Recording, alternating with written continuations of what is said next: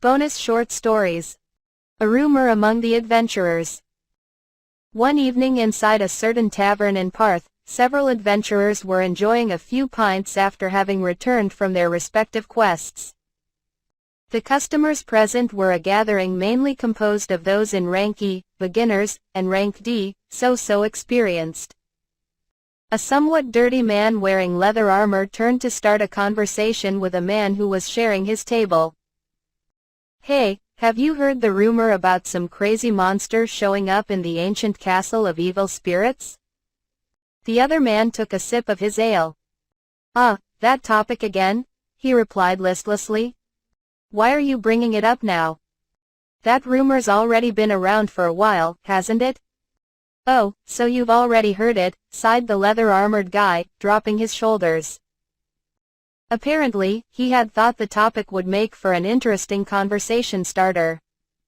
"You're talking about the Black Spirit Knight, right?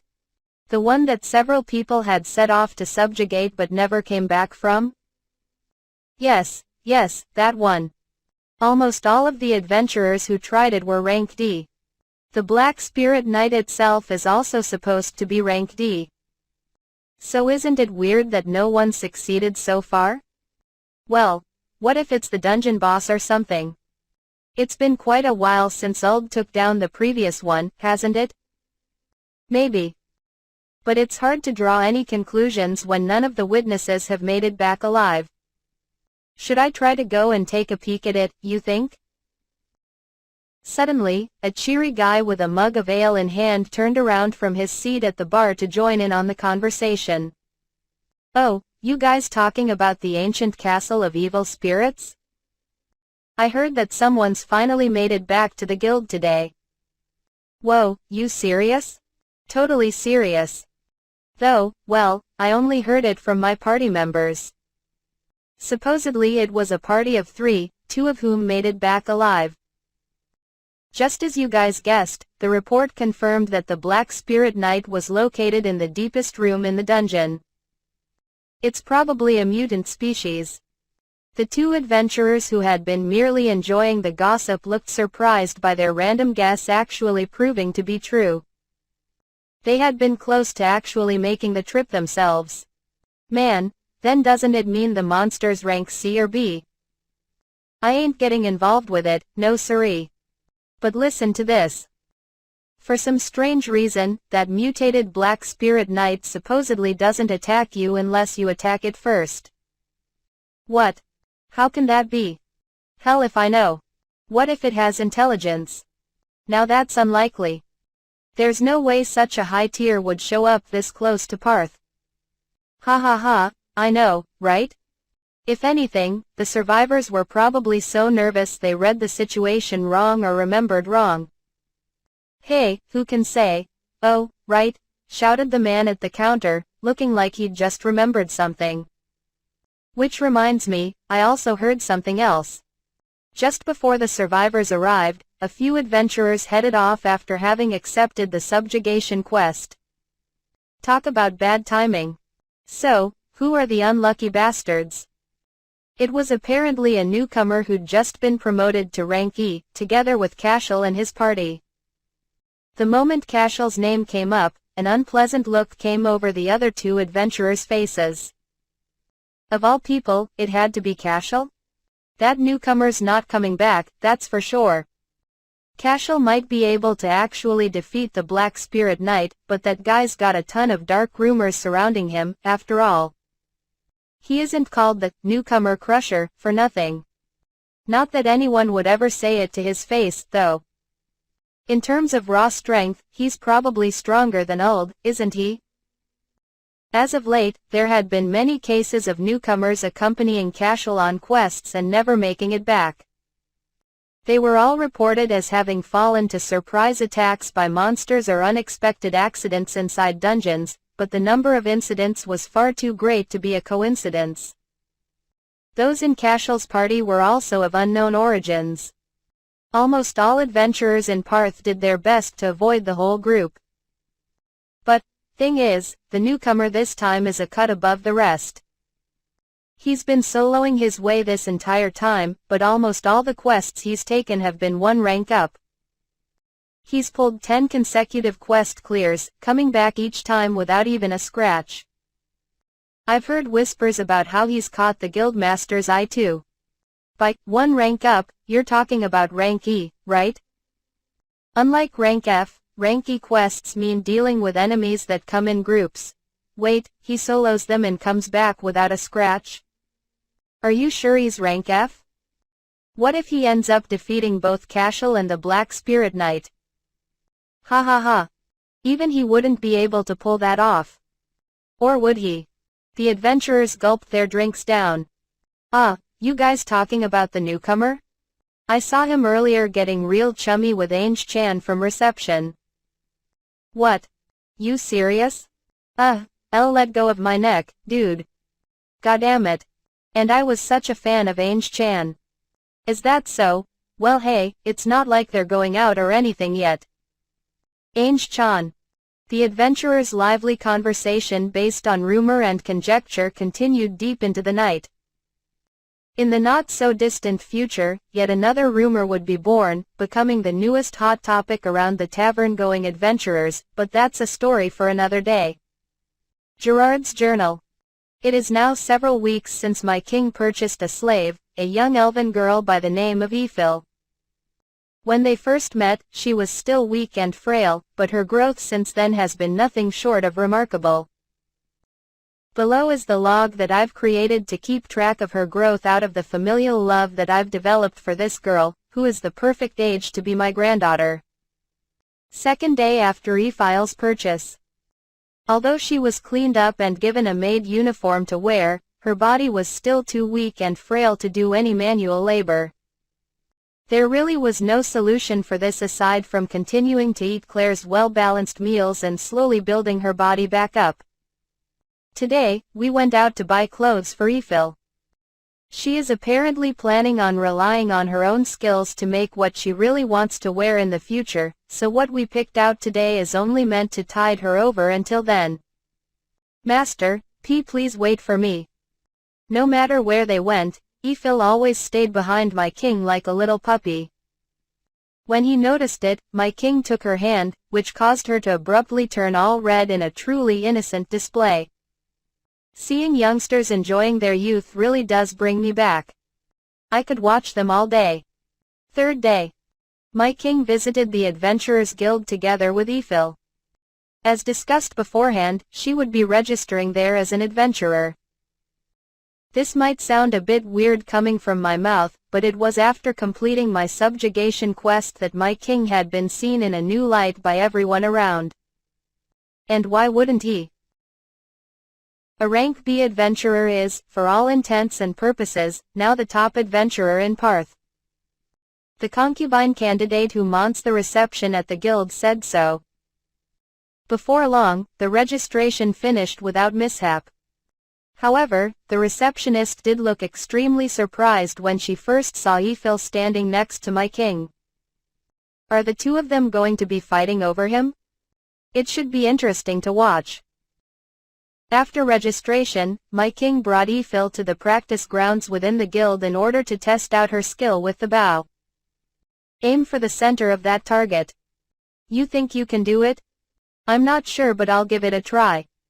Ephil looked extremely nervous. Word about my king partying up with a promising newcomer had spread through the guild like wildfire, drawing the attention of many adventurers. I was very worried for her. I did it, master. Well, I was worried for her until she hit the bullseye in not only one, but every single one of the targets. As her ears twitched incessantly in reaction to my king patting her head as a reward, the other adventurers buzzed with astonishment. Haha, surprised, are you? That's just how talented our Ephil is. Just like my king, I had believed in her from the very start. Fifth day.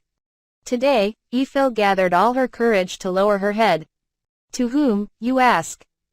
To Claire, the proprietress of the inn where my king and Ephil are staying. She wanted to make my king's meals with her own hands. Up until now, she's been watching Claire cook from afar, which has clearly given her ideas. What an admirable girl she is. As for Claire's reaction, well, her eyes went wide when she heard Ephial's request, probably taken by surprise by how resolute she sounded. However, she readily and happily gave her consent, and even went as far as to offer to teach her how to cook. This Claire is a really great woman after all. What, me? My wife will forever be the only one for me. 14th day. With Ephil having gotten used to subjugation quests, we went after bigger game today. Our target this time was the armored tiger. According to my king, this was a special quest personally assigned to him by the guildmaster. The formation will be as usual. Gerard and Clotho in front, Ephil and me as support. This time, we'll have Ephil try out the new move that she has just come up with. So Ephil, you activate covert action and remain on standby. Feel free to take your shot once you see an opening. Yes, master. I will be sure to make it count. As of late, Ephil has grown reliable both as a battle comrade and as a maid. When I remember how she was at the start, it does make me feel a bit lonely, but this is what happens when they grow. I suppose I should just be happy about it. And, well, it seems like she and my king get quite sweet with each other when they're alone together. My king goes to the trouble of deactivating the network, so it's really obvious. Even I wouldn't be so coarse as to peek or anything, so I would hope they'd be more trusting of me. Oh right, speaking of which, I coincidentally saw my king and Ephil under a tree. Wait, my king, how long have you been there? No, wait, don't read it. That's my secret. Sarah's hangover. My head is pounding. What is this? I groaned as I woke up with a headache that seemed to be buried deep inside my skull. What was I doing yesterday? My body felt extremely sluggish. On top of that, my memory was blurry, and for some reason, I was sleeping in an unfamiliar bed. I thought I faintly remembered someone carrying me, but I couldn't say for sure. In any case, I didn't want to move. At times like these, going back to sleep was best. Just as I burrowed back under my sheets, however, there was a knock at my door. Sarah, it's already noon. Isn't it about time to get up? The voice belonged to Kelvin, the person who had rescued me from darkness just the day before. He was the first humanoid male that I'd ever met aside from Father, but he did not seem as barbaric as I'd expected, what with Father telling me that all males are wolves. May I come in? Sure. All right, excuse me. Looks like you have a hangover. Hangover? If I remembered correctly, hangover was the unique illness caused by drinking too much alcohol, the one that I always saw Father suffering from. He told me never to drink, but, I drank alcohol and collapsed? So you remember. Sorry, I rashly offered you some. Nah, I only guessed it. Father was like that. Father also got drunk extremely easily, despite loving to drink. I nostalgically recalled the sight of the 4 demonic generals frantically trying to deal with him. Oh, are demons generally weak to alcohol? I didn't expect that. I don't know about other demons, but from among my parents and the 4 demonic generals, only Father was like that. Mother was actually quite strong, if anything. So you take after your father, then. In any case, please don't ever drink alcohol again. Huh? Sure? Kelvin looked deadly serious while lowering his head to me. I'd seen this before. This was how Victor looked when he tried to suggest something to Father on behalf of the other retainers. Did I do something to Kelvin yesterday? Thank you. If that was to happen again and again, I'm not sure my body could take it. What? Nothing, I was just talking to myself. More importantly, how are you feeling? My head hurts and I feel like throwing up. To be honest, it's the worst. I didn't remember any of it, but I had a feeling that I'd had a ton of fun during the drinking. If I was going to have to suffer this every time I drank, though, I should probably take Kelvin's advice and not do it again. Oh, so Kelvin said what he said because he was worried about me. In that case, lie back down. I'll heal you now. Heal me? So, like this? As requested, I lay down on my back. Kelvin placed the palm of his hand on my forehead. It felt cool and nice. When I closed my eyes, he chanted something. Strangely, my mood grew calm and... I don't feel sick anymore. And my headache's gone too. I alleviated your symptoms with white magic. Come on, break, well, it's lunch now, I guess. Anyway, E-Files prepped everything already, so let's go down and eat. Okay. Your face still looks a bit red. You okay? I'm fine. Really. I just remembered that Kelvin was the first boy around my age that I'd ever spoken to. Yesterday, I was hardly in a state to think about it, but properly realizing that now made me rather embarrassed. I didn't dislike it, though, I don't think. You sure? Don't push yourself, all right? I'm totally fine. Come on, let's get going. I grabbed Kelvin's hand and rushed down to the ground floor, where the meal was waiting. I wasn't sure exactly what I was feeling yet, but it wasn't like me to worry about it. I could worry any time I wanted. Victor told me to go see the outside world. So for now, I'm going to simply enjoy it as much as I can. E-Files morning. Just like every other morning, I woke up as the sun was about to rise. As soon as I opened my eyes, right before me was the face of my master, the person who I loved with every fiber of my being. I was reminded yet again how blessed I was. The me from a mere month ago would not have been able to even dream of such circumstances. Good morning, Master. We had gone to sleep quite late last night. And so, to avoid waking Master up, I greeted him in a soft whisper. I wanted very much to continue gazing at his sleeping face, but I had to prepare breakfast. I pulled myself together, then changed into my maid uniform and descended to the inn's kitchen. Good morning, Claire San. You just got up as well, E-Phil Chan? Good morning to you too. Upon entering the kitchen, I found Claire San already having started preparations for the guests' breakfasts. In spite of the bother, she was so generous that she allowed me to use the space to make breakfast for Master and the rest of my party. I'd only had to ask once, and she had immediately agreed on the spot, even going as far as to teach me how to cook. I owed her so much that I didn't think I could ever fully repay her. As a token way of expressing my gratitude, I always tried to help out at the tavern whenever I could. I hope my small contribution is useful to her in some way. Looks like I'm a bit early. Good morning, Gerard San. Sorry, customer. We're still in the middle of prepping. As Claire San and I continued busying ourselves, Gerard San had come down from his room. Having become capable of materializing his body just the other day, he had started staying in a room of his own at the Fairies' Song, and it was decided that he would be eating breakfast with us going forward. He had a bigger appetite than Master, so I was making a larger portion for him. Not a problem. I'll be heading out for my daily morning walk. Are you not going to take your armor off? Even though he had materialized himself, Gerard San remained adamant about keeping his armor on. In all likelihood, he probably slept in it. Does he not find it suffocating? For me, this is my natural state. E-Phil, never, ever try to peek at my body, all right? Oh, of course. I won't. The usually easygoing Gerard San pressed home his warning with what I thought was a serious face. Gerard San, exactly what secret is your body hiding? If anyone ever sees me, I'll die of embarrassment. Oh my gosh, you're such a perv.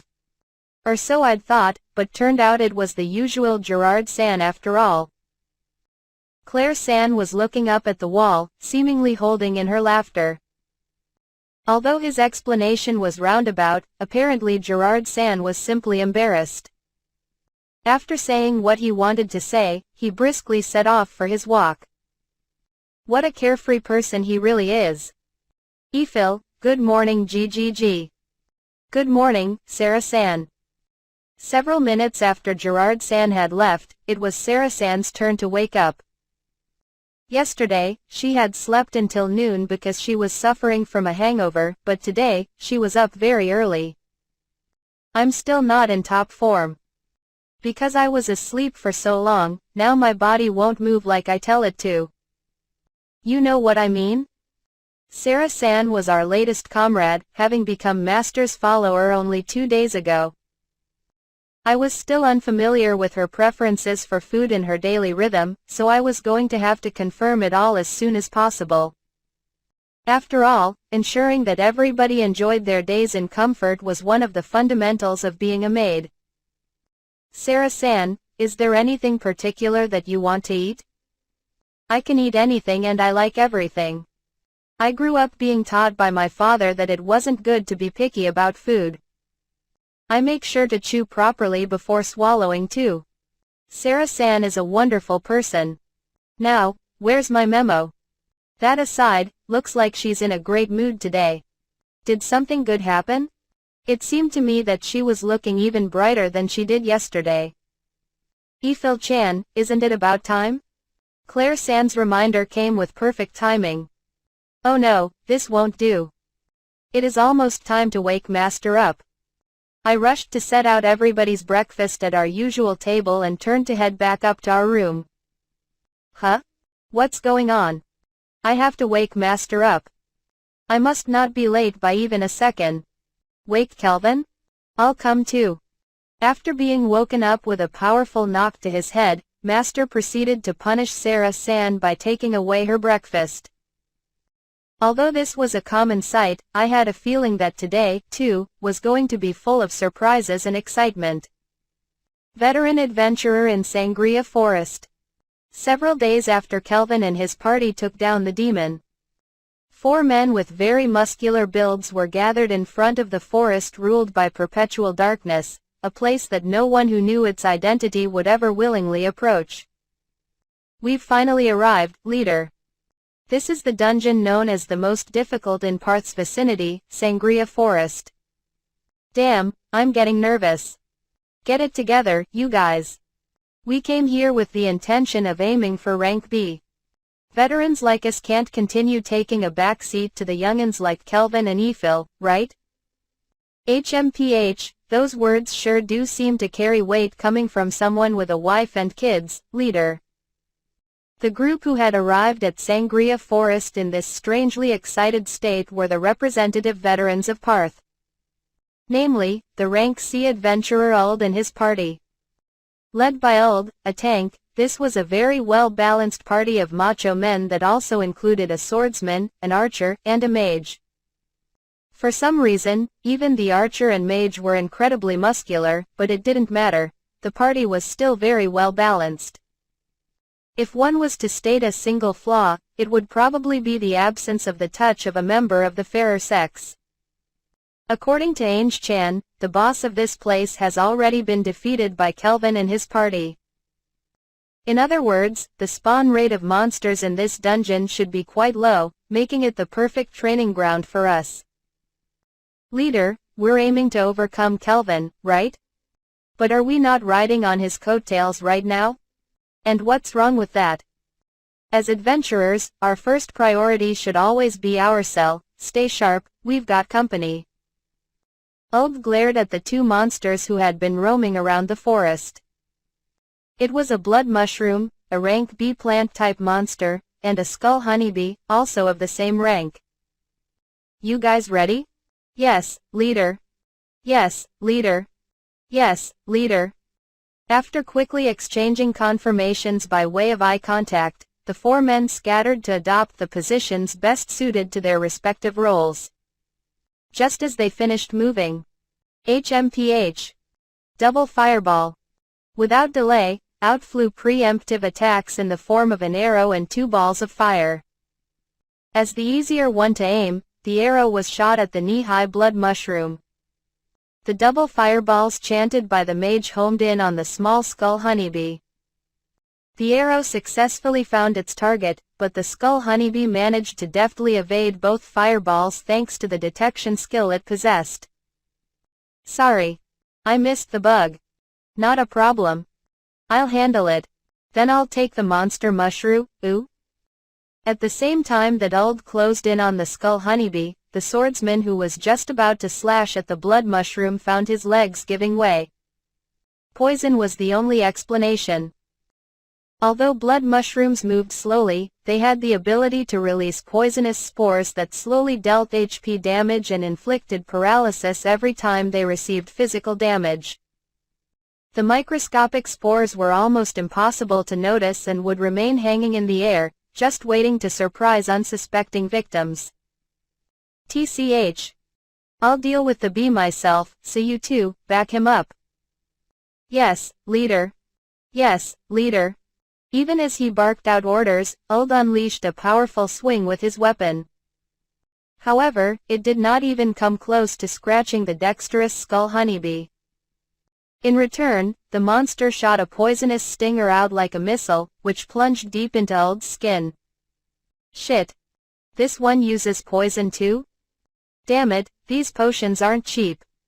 Uld quickly pulled out one of the quick-acting antidote potions on his belt and downed it, then glared at his opponent. They had taken only one step into the dungeon, and this was only their first battle on the path to attaining rank B. 1 hour later. "We finally killed them. Ha. You guys all right?" "I'm dead. I'm dead." "I'll take that as a yes, then." After the fierce exchange was over, Uld and the rest had promptly retreated and collapsed onto the open meadow in front of the dungeon. Although they had indeed clinched a victory, this single encounter had greatly exhausted them, not only in the physical sense but also in terms of the consumables that they had used up. The 6 HP potions, 2 megapixels potions, 5 antidotes, and various other items that they had burned through were by no means free. According to what I heard, Ifil Chan can kill several of those creatures all by herself. Furthermore, she only needs 1 arrow for each of them. Ah, I heard that too. If that practice session she had at the guild once was anything to go by, the monsters she kills probably don't even know why they died. She has incredible range, too. The 4 men all sighed in unison. Even though she has such a cute face. I guess the era for muscles really is over, isn't it? No, we're just too green still. We have to take a page out of Gerard Dono's book. It was going to be quite some time before Uld and his comrades finally became rank B adventurers.